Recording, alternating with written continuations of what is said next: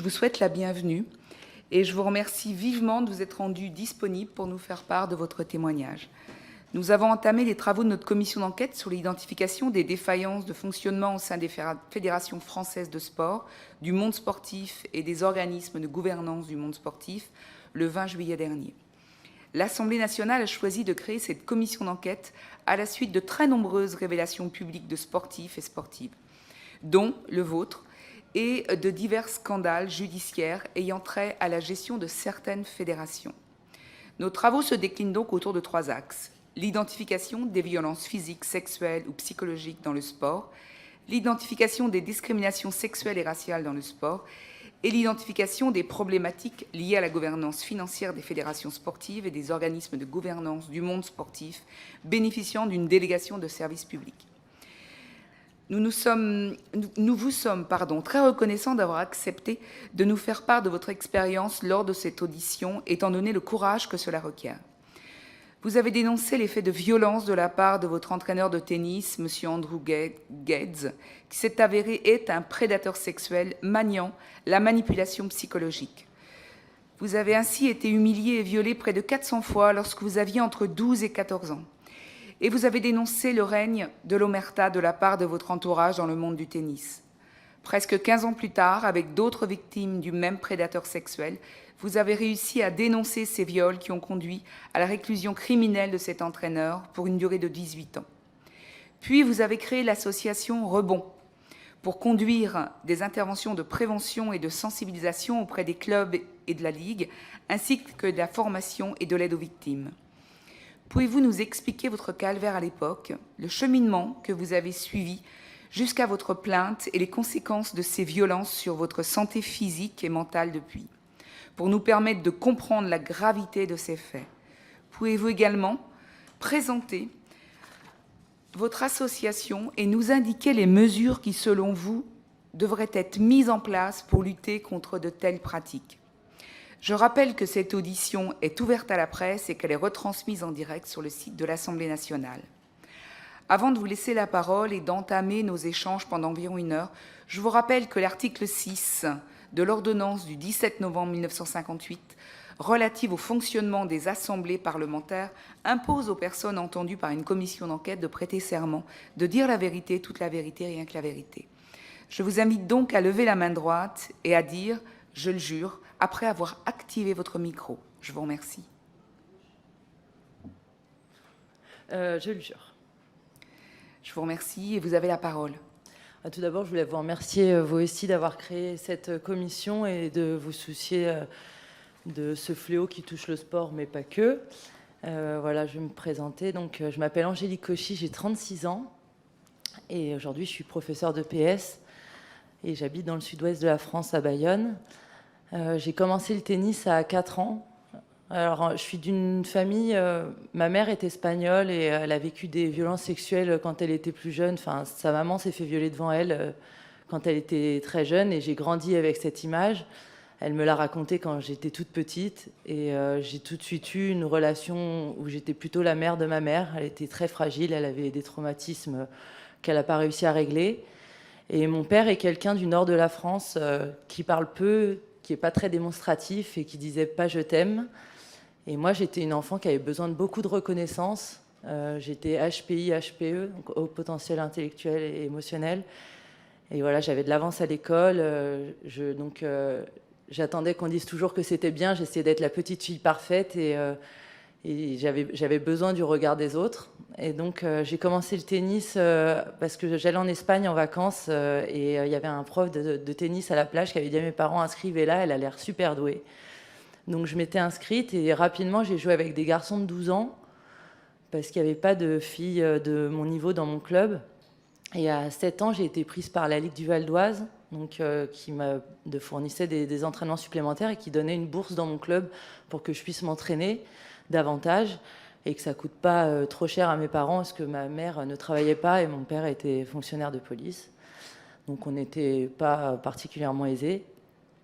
Et donc, voilà, j'ai continué à jouer jusqu'à mes 12 ans dans ce club-là. Et à 12 ans, j'ai dû changer de club parce que ce n'était pas un assez gros club. Et donc, j'avais le choix entre 2 clubs, Aubonne et Sarcelles. Et Aubonne, c'était le club où il y avait entre guillemets mes rivales. Et le tennis, c'est un sport individuel où on nous monte quand même très rapidement les uns contre les autres. C'est très difficile pour des enfants d'être... c'est un sport difficile parce qu'on est seul. Et donc, je suis allée dans l'autre club, Sarcelles. Et donc, je devais m'entraîner avec le directeur sportif qui, cette année-là, a eu une promotion et est devenu entraîneur fédéral à la Ligue de Seine-Saint-Denis, Patrick Bouteiller. Donc, finalement, c'est pas lui qui m'a entraîné, c'est l'autre entraîneur, Andrew Guedes, qui au début était très gentil, qui avait un peu un rôle de copain ou de grand frère. Et moi, je souffrais dans ma famille de sortir peu, de ne pas aller au cinéma, de ne pas aller être dans des musées, de ne pas aller voir des concerts. Mes parents n'étaient pas très curieux, ils n'avaient pas fait d'études. Et moi, j'étais en recherche de découvrir le monde. Et lui m'a apporté ça parce que voilà, il m'a offert un atlas du monde très rapidement. Et je passais mes soirées à regarder la densité de population de tous les pays, à apprendre toutes les superficies par cœur. Et il m'a amené voir des matchs du PSG. J'étais fan du PSG. Et c'est comme ça que ça a commencé, parce que j'étais jamais allée au Parc des Princes. Et la seule image que j'avais du Parc des Princes, c'était mon père qui était CRS et qui me disait que lui, il passait son temps à regarder les tribunes et il pouvait pas trop regarder le match. Mais il me racontait un petit peu l'ambiance. Et donc moi, je regardais ça avec mes yeux en me disant j'aimerais tellement y aller. Et donc quand cet entraîneur m'a proposé, mes parents, ils ont vu dans mes yeux tellement d'envie de vivre des choses qui m'ont pas interdit. Ils ont dit d'accord, et la première fois, ça s'est très bien passé. Il m'a ramené chez moi, et puis au fur et à mesure, il a commencé à dire il faudrait qu'elle s'entraîne davantage, et j'entraîne dans un deuxième club à côté de chez moi, les gens sont meilleurs, je peux venir l'entraîner, je vous la ramène. Et donc, j'étais de plus en plus seule avec lui dans les transports ou sur des lieux qui n'étaient pas mon club. Et puis, une fois, il a dit à mes parents, ça serait plus pratique qu'elle dorme à la maison parce que ça fait loin pour moi de la ramener après. Et mes parents ont fait confiance parce qu'ils n'ont pas vu le mal. Et la première fois, il ne s'est rien passé. Il m'a laissé sa chambre, il a dormi dans le salon. Et puis en fait, petit à petit, c'est devenu quasiment comme un rituel qu'après les entraînements un peu tardifs dans son deuxième club ou après les matchs de foot, je restais chez lui dormir. Et en fait, il a pris possession de la programmation de notre tournoi. Ce qu'il faut savoir, c'est que quand on est un jeune joueur de tennis, on fait beaucoup de matchs.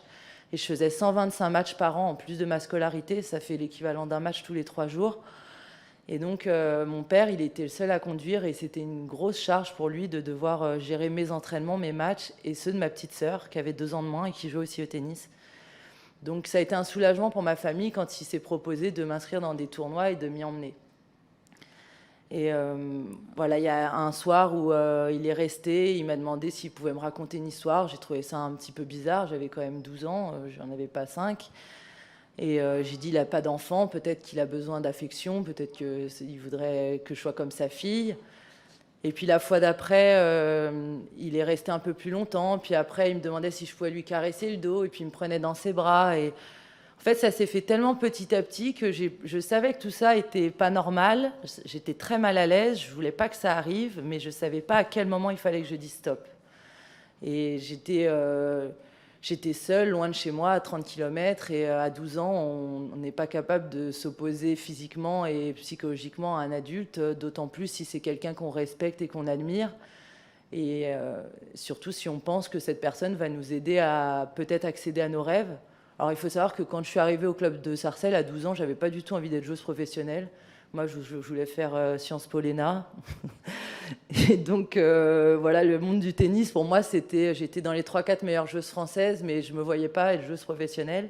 Et lui a mis cette graine, en fait, à me dire que j'avais le potentiel, que je pouvais largement être dans les 10 meilleures mondiales seniors, que j'avais du talent, j'étais gauchère, revers à une main, que j'étais grande, que j'étais plus intelligente que la moyenne sur un terrain de tennis, etc. Et au fur et à mesure des entraînements, ça prend tellement une part importante qu'on se détache aussi de ce qui est la vie d'un adolescent classique. Et moi, quand j'étais au collège, j'étais un peu perdue. Je ne savais pas qui était Friends. J'avais rien en commun avec ceux qui étaient avec moi à l'école. Parce que j'allais en classe, en plus j'étais beaucoup plus jeune qu'eux, ils avaient 2 ans de retard, moi j'avais des années d'avance, donc on était quand même...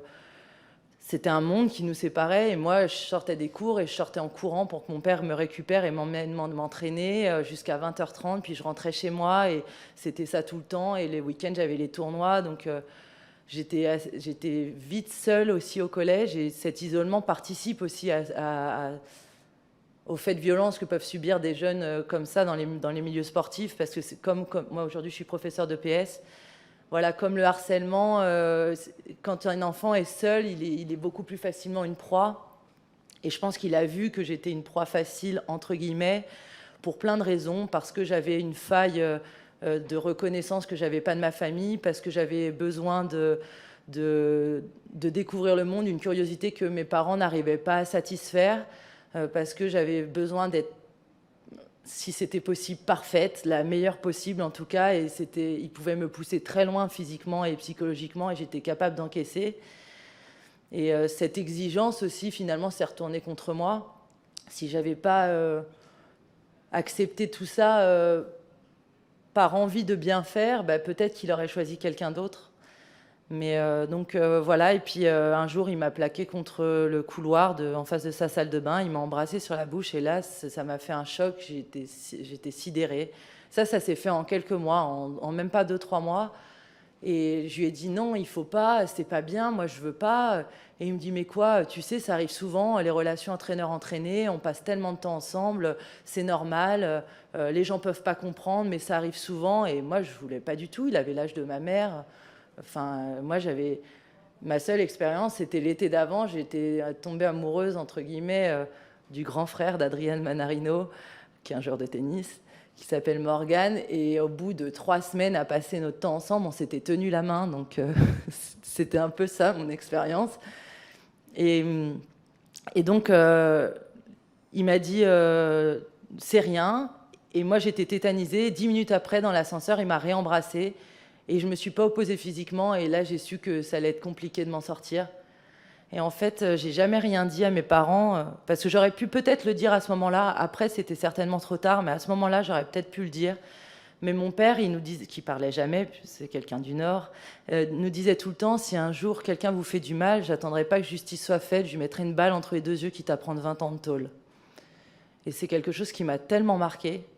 Et j'ai tellement grandi avec cette arme qui ramenait, voilà, qui laissait dans la cuisine, et je savais où elle était, je savais qu'il fallait pas la toucher, je l'ai jamais touchée, que c'était quelque chose de réel. Je savais que potentiellement ça pouvait arriver. Je me disais, il dit certainement ça, mais il le fera peut-être pas. Mais même si c'était 1% de risque qu'il le fasse, c'était impossible que je prenne le risque que mon père fasse de la prison parce qu'il avait tué quelqu'un, que ma mère, qui était déjà fragile, parte en hôpital psychiatrique, et que ma petite sœur et moi, on parte en foyer.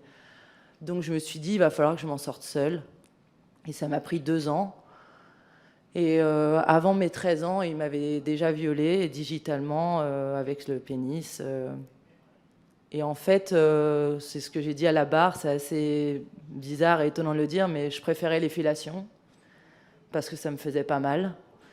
Donc si c'était possible, je faisais une fellation. Si c'était un endroit où je savais que il y avait une possibilité pour qu'il se fasse prendre, j'essayais de perdre du temps pour que ça se passe pas. Et si c'était chez lui ou dans un endroit clos, je le faisais le plus vite possible pour que ça soit terminé. Mais sur le coup, on ne se rend pas compte des répercussions que ça va avoir toute notre vie sur notre construction.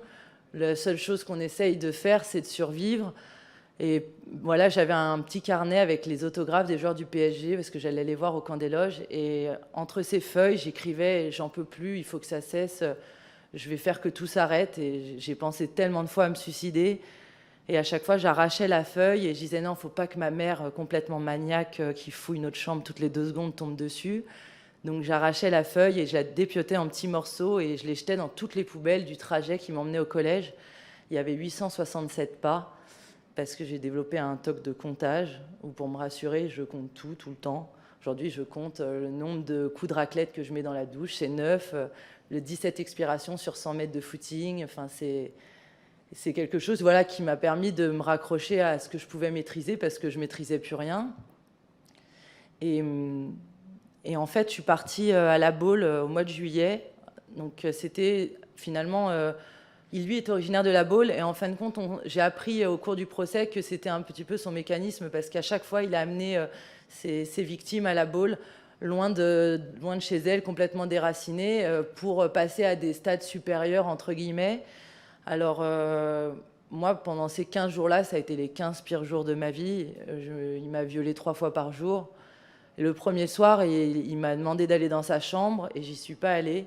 Et donc, il est venu dans la mienne et ça a été pire parce que j'étais prisonnière, je pouvais pas partir quand je voulais. Et après, j'étais obligée de rester dans l'endroit où ça s'était passé. Et pour moi, c'était vraiment... je me sentais tellement sale. Et donc, les soirs d'après, ça paraît fou, mais j'y suis allée de moi-même. Et j'ai fait ces 13 pas qui me séparaient de sa chambre pour aller me faire violer. Et c'est l'année où le Concorde s'est écrasé, fin juillet. Et je me disais, c'est marrant, moi aussi, je suis en train de m'écraser. Et j'avais pas encore mes règles, et j'ai eu mes règles le 5 août suivant, en Espagne, en vacances. Et il est venu en vacances, sur mon lieu de vacances, pour pas me laisser respirer. Il avait dit à mes parents que c'était une surprise. Et il est venu avec sa petite copine, parce qu'il avait une copine de son âge. Et ma mère lui a dit, innocemment, parce que ma mère, c'est un peu une enfant, et puis elle lui a dit aussi peut-être l'air de dire, bah, elle est en train de grandir, physiquement, elle va peut-être changer. Mais elle lui a dit que j'avais eu mes règles, et lui, quelques jours plus tard, dans l'eau, il m'a dit, ah, c'est bien, tu deviens plus grande, je vais pouvoir faire plus de choses, mais il va falloir que je fasse gaffe. Et dans ma tête, je me suis dit, mais qu'est-ce qu'il veut faire de plus?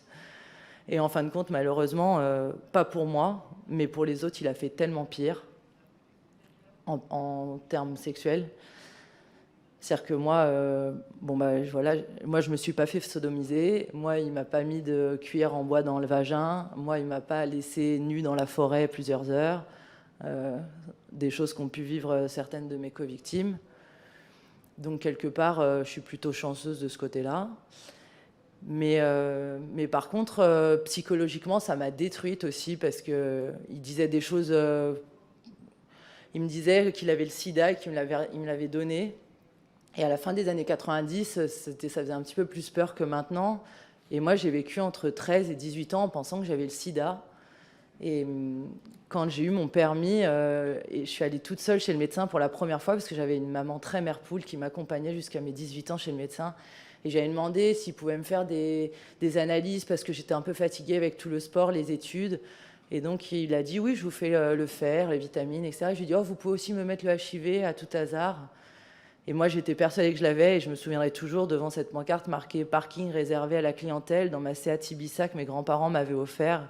J'ouvre le papier et c'est marqué négatif. Et en fait, non, j'avais pas le sida, et lui, il l'a jamais eu. Et il l'a fait croire à chacune de nous. Donc... il disait qu'il allait tuer mes parents, comme ça au moins il pourrait être tranquille avec moi.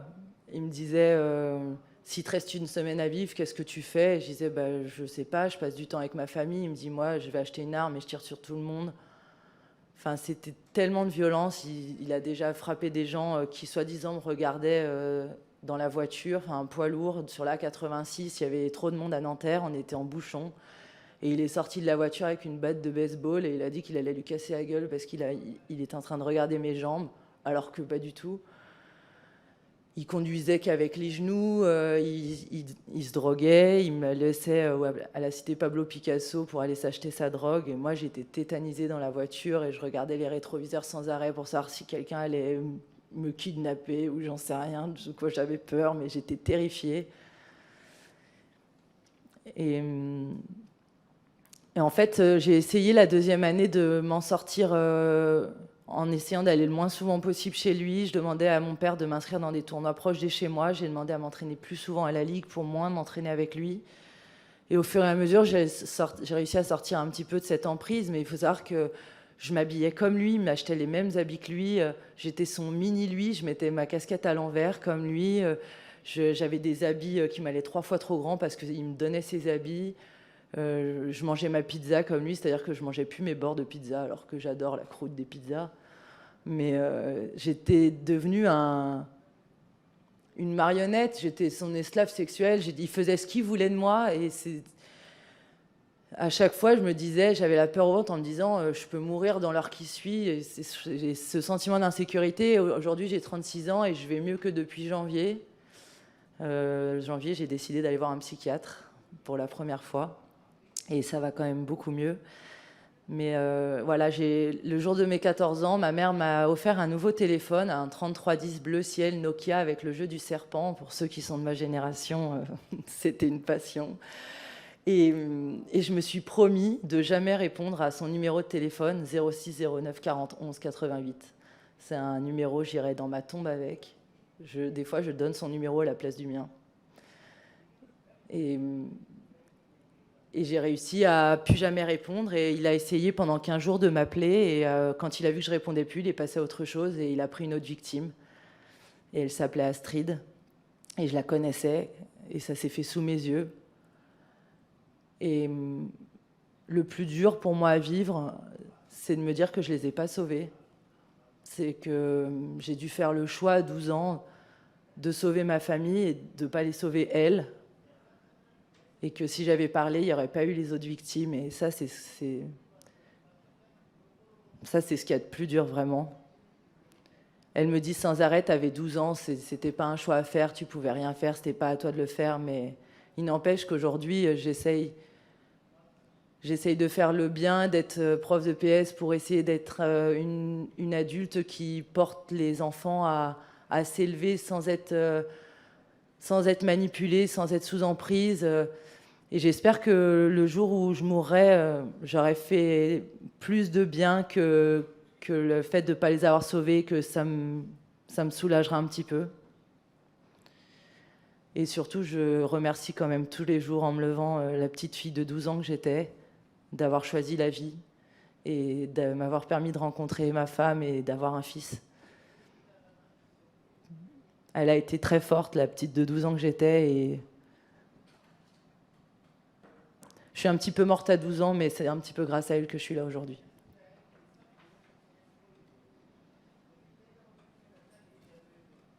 Merci très sincèrement pour ce très beau témoignage. Beau, parce qu'il vient de vous, hein, j'entends. Voilà, c'est assez bouleversant. C'est en tout cas... c'est un témoignage qui certainement aussi nous motive à avancer aussi dans cette commission enquête et qui fera que on le souhaite que ça ne se reproduise plus jamais. Que vous, petite fille, que vous étiez à 12 ans, eh bien, vous auriez eu le droit à une autre enfance, très certainement. Et donc, du fond du cœur, moi, je vous remercie. Merci d'avoir beaucoup. Ce courage, hein, attention, ce courage de bien devoir. Merci beaucoup.